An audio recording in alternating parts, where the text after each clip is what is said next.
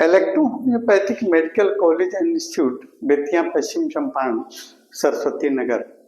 ये जी हाँ, ये आपका इंस्टीट्यूट बिहार के डिस्ट्रिक्ट वेस्ट चंपारण बेतिया के सरस्वती नगर में स्थित है और हमारे यहाँ आपको BEMS का कोर्स कराया जाता है। इलेक्ट्रो होम्योपैथ से रिलेटेड कोर्स है। जिस तरह आपको BHMS, BUMS, BAMS है ना आदि कोर्स हैं, उसी प्रकार आपका इलेक्ट्रो होम्योपैथ का कोर्स है। सबसे लेटेस्ट कोर्स है BEMS, bachelor of electro homeopathic medicine and surgery.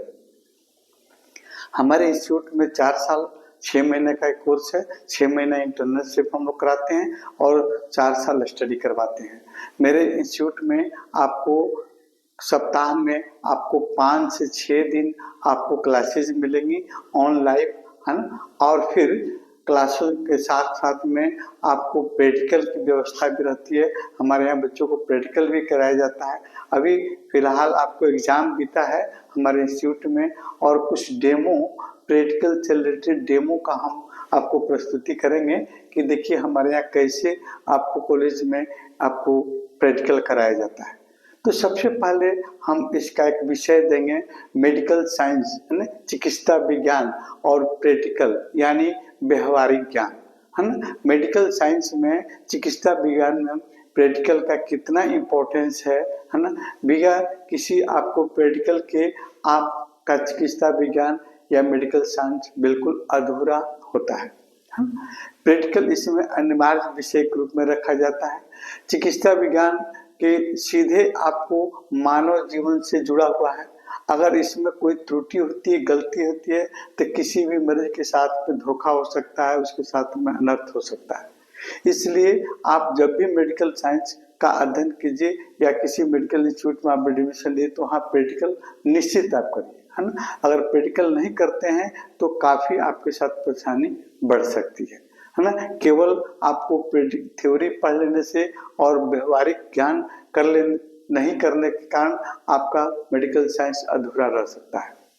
तो आज हम इसी क्रम में इसके पहले वाले आपको क्लास में हम आपको क्लास तीसरा क्लास है ना।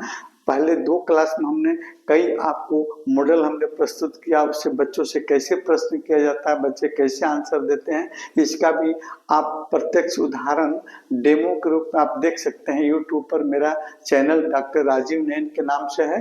यूट्यूब पर आप सब्सक्राइब करके उन प्रैक्टिकल का आप स्टडी कर सकते हैं। और यहाँ हम आज आपको इसके पहले वाले आपको क्लास में हमने आपको वर्टिब्रल कॉलम के बारे में वर्टिब्रल कॉलम के बारे में हमने आपको स्टडी कराया था। इससे कैसे कैसे प्रश्न किया जाता है प्रैक्टिकल में, इस पर हम लोग चर्चा किए थे, है ना। लेकिन आज हम आपका एक अलग मॉडल हम प्रस्तुत कर रहे हैं। इससे बच्चों से कैसे प्रश्न पूछा जाता है ना। ये प्रश्न किस प्रकार के रहते हैं इस आपको प्रैक्टिकल में, इसी से रिलेटेड ये आपका विषय रहेगा। तो आज देखिए मेरे हाथ में आपको एक मॉडल है ना। इस मॉडल का नाम हम अभी बता देते हैं। इस मॉडल का नाम है नी ज्वाइंट, है ना। हमारे शरीर में घुटने का जोड़ का मॉडल है ना। अब इस नी ज्वाइंट पर बच्चों से कैसे प्रश्न किया जाता है इसकी प्रस्तुति हम कर रहे हैं। सबसे पहले छात्रों के सामने इस मॉडल को रख दिया जाता है ना। और इस मॉडल को देखकर छात्र बताते हैं कि क्या चीज का मॉडल है, नी ज्वाइंट है या शोल्डर ज्वाइंट है। बच्चों से प्रश्न किया जाता है नी ज्वाइंट के बारे में, वो बताते हैं कि हाँ ये किस चीज का ज्वाइंट है, उसके अनुसार उनका मार्किंग किया जाता है। और फिर इस नी ज्वाइंट में आपका कितने तरह की हड्डियां, है ना, मिलकर ये नी ज्वाइंट बनती है, इन हड्डियों का नाम क्या क्या है ना। और इन हड्डियों के सिरे पर, है ना, कौन कौन से और आपको सहायक आपको संरचनाएं होती हैं, इसके बारे में प्रश्न किया जाता है ना। और फिर आपको इसमें लिगामेंट, है ना, ये जो आपका लिगामेंट कितने प्रकार का होता है नी ज्वाइंट में, लिगामेंट का क्या काम है ना। और घुटने नी ज्वाइंट में कितने प्रकार के लिगामेंट होते हैं, उसका क्या क्या नाम है, हम लोग बच्चों से पूछते हैं, है ना। उसके बाद में आपको नी ज्वाइंट के आपको कवर करने वाले, है ना, कवर करने वाले आप एक आपको कैप्सूल होता है या साइनोवियल मेम्ब्रेन क्या होता है, साइनोवियल फ्लूइड क्या होता है, इसके बारे में भी बच्चों से प्रश्न किया जाता है। इसके अतिरिक्त में आपको इसमें टेंडन है ना, कौन तरह से टेंडन आपको रहते हैं, किस तरह टेंडन का कार्य क्या होता है, इसके बारे में बच्चों से प्रश्न किया जाता है।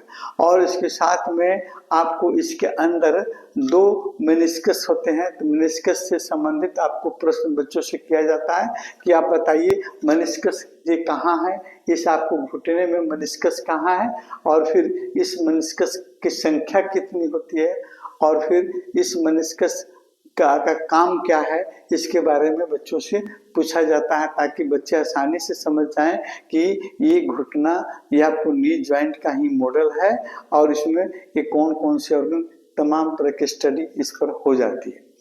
इसके अतिरिक्त है ना, अब हम लोग प्रश्न पढ़ते हैं कि इस आपको ज्वाइंट पर है ना कौन कौन सी इलेक्ट्रोहोम्योपैथिक औषधियाँ कार्य करती है।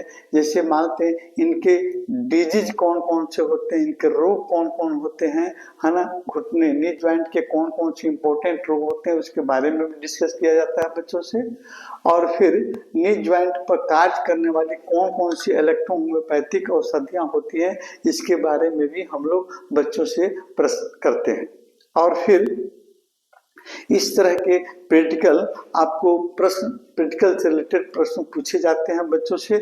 इसका आप ज्वलंत उदाहरण अगर आपको देखना है तो आप वीडियो के रूप में आप YouTube पर जाइए और डॉक्टर राजीव नयन के नाम से चैनल है, उस चैनल को आप सब्सक्राइब कीजिए और उसमें तमाम आपको प्रैक्टिकल से रिलेटेड आपको डेमो क्लास हम आपको उसमें प्रस्तुत किए, वीडियो के रूप में बनाए हैं, आप उसको देखकर लाभ उठा सकते हैं। और मैं ये कहूँगा कि आप भी इस मॉडल को देख रहे हैं, इस मॉडल में कौन कौन से आपको बोन है, कार्टिलेज आपको, और इसमें साइनोवियल फ्लूइड और फिर लिगामेंट कितनी होती है, इस पर भी आप कमेंट कर सकते हैं, इसकी संख्या भी आप इस पर बता सकते हैं, है ना। और फिर इलेक्ट्रोहोम्योपैथ से रिलेटेड अन्य कोई जानकारी जैसे electropath materia medica, electropath practice of medicine, disease और फिर एनाटॉमी और फिजियोलॉजी से रिलेटेड सारे वीडियो आपको यूट्यूब पर चल रहे हैं, है ना।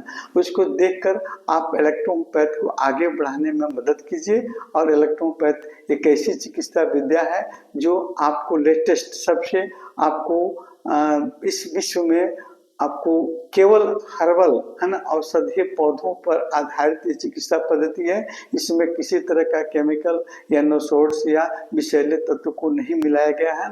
इस तरह आपका इलेक्ट्रोपैथ आपको